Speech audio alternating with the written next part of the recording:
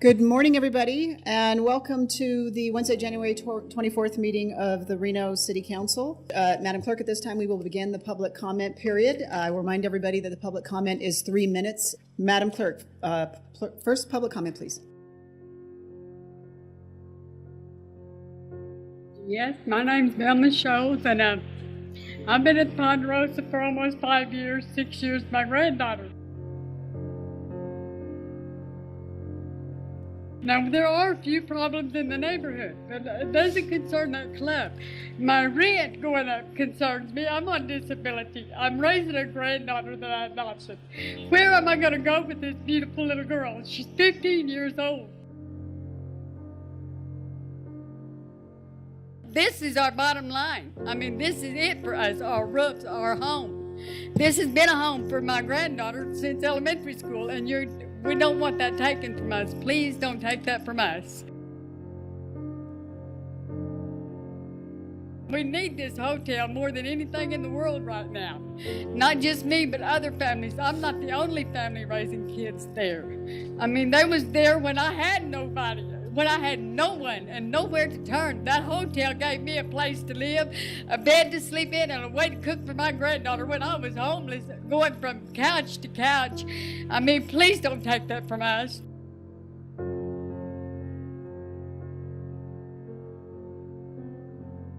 So this started back in mid-2015, if I remember correctly. And at that time, there was still a pretty big debate going on about this digital billboard or digital sign outside of the Wild Orchid that had some pretty graphic images of strippers doing what they do. The Wild Orchid is a strip club, and it's connected to the Ponderosa Hotel. It's a weekly motel housing low-income residents.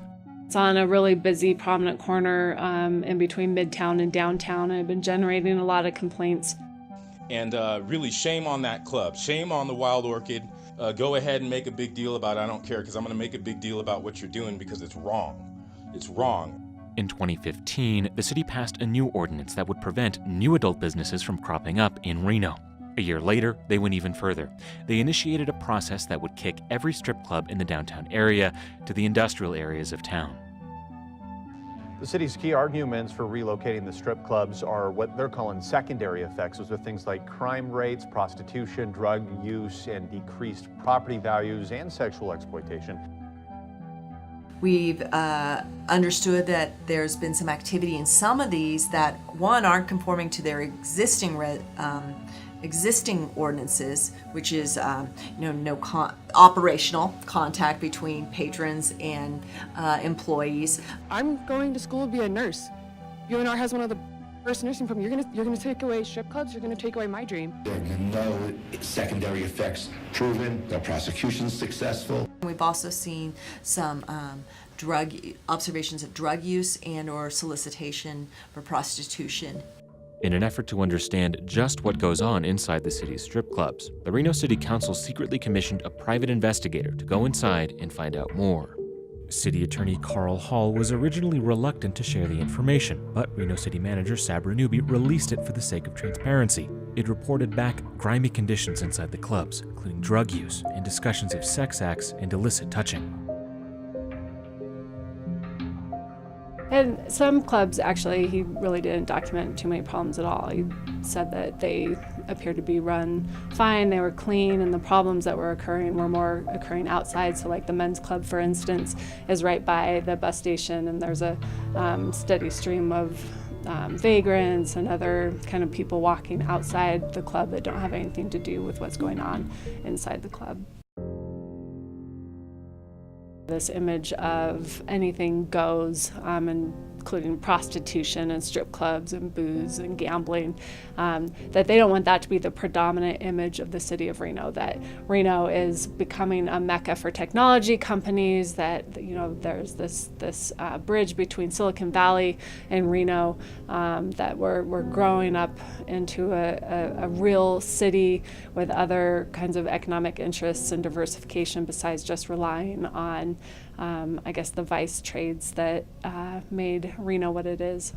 Reno is in the process of ushering in a new era, a growing hub for tech and industry. Tesla, Google, Apple, all welcomed in by a younger city council eager for change. It was the old boys club no more. Revitalization is all around us. It's Park Lane Mall, it's the Fountain District, it's 3rd Street Flats.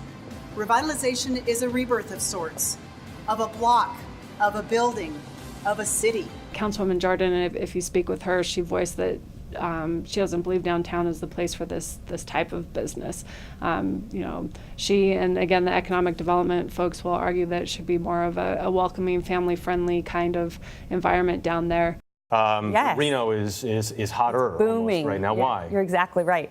Well, it's an incredible time to live there. Certainly our outdoor recreation is phenomenal, but companies like Tesla, Switch, Amazon, Apple, Google are all investing and building there. Reno is changing from the inside out.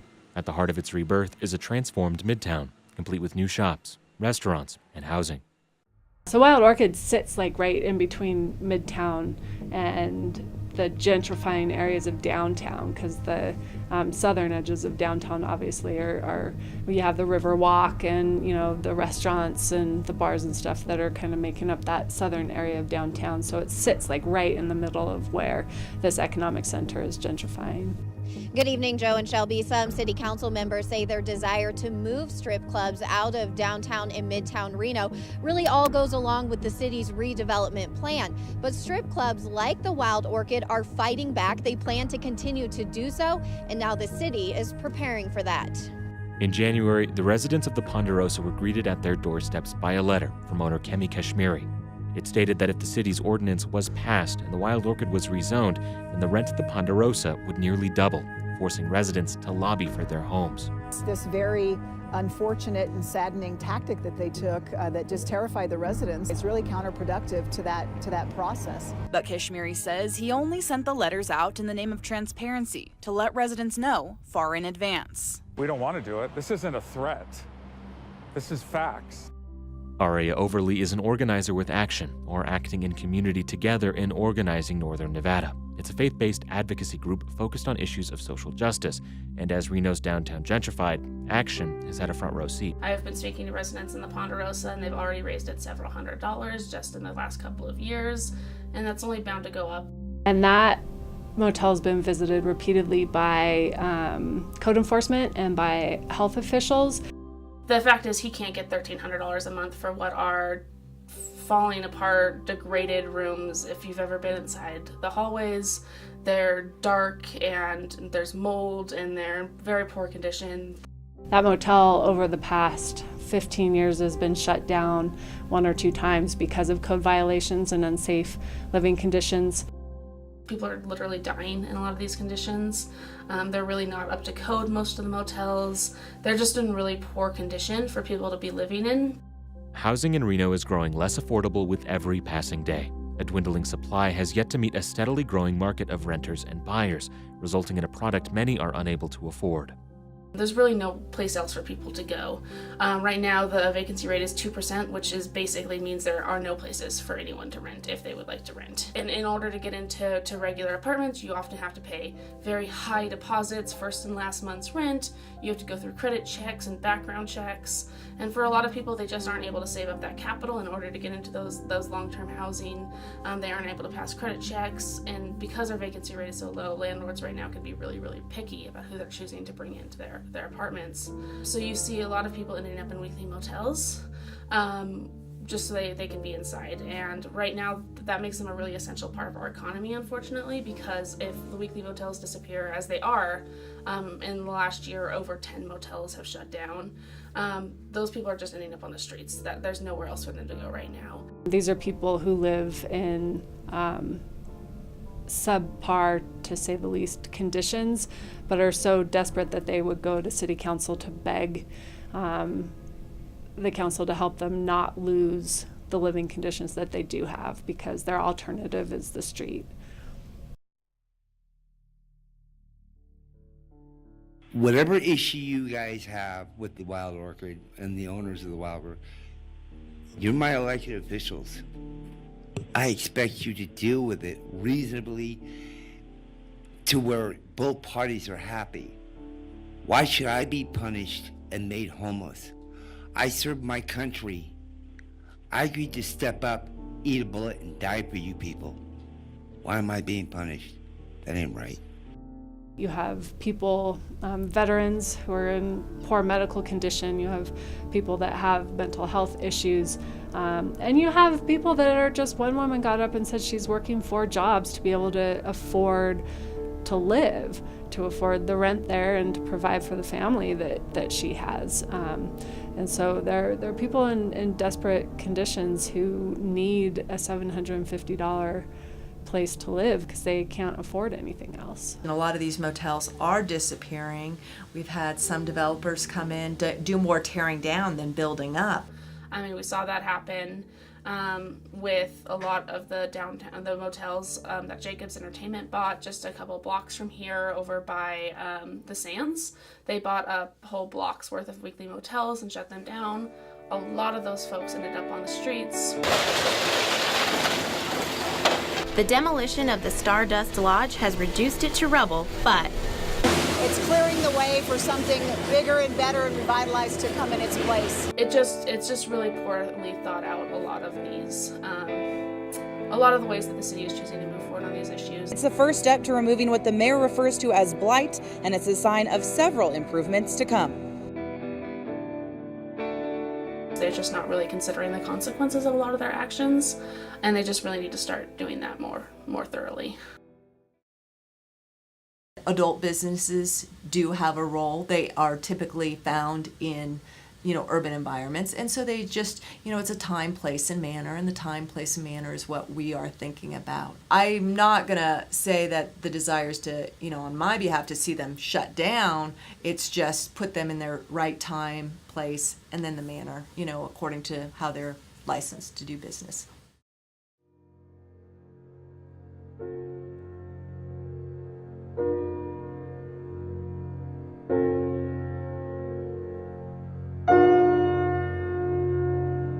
Madam Clerk. Madam Mayor.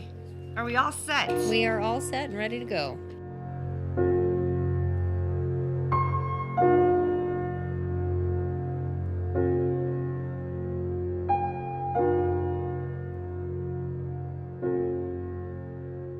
But if I'm being asked today whether I want to go ahead on 4, 5, and 8, I'm ready to say yes. And frankly, I don't see any more need for any further discussion.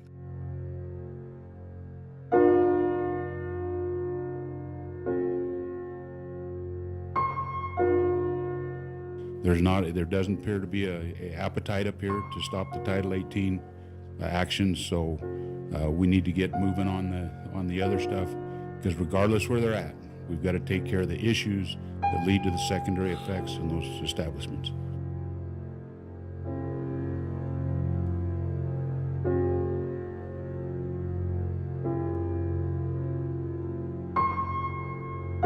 I want them patrolled. I want them well lit. I want them in places where they cannot hide. If you push them into industrial zone areas, guess what they can do? They can build cities because they're zoned for them. Don't you want no more strip clubs in your city? Do you want any more? You don't want any more. I don't want any more. We want a moratorium on them. If you zone them in areas, 20 can pop up. And that was my issue. So then they become the broken glass theory, out of sight, out of mind. And I want them to where they have to be good actors and not bad actors. And I've done a lot of research on other cities that have done them, and many pop up in those zoned industrial areas. So I want to make that very clear, because we're talking about the new Reno, and that new Reno should not allow another strip club in this city.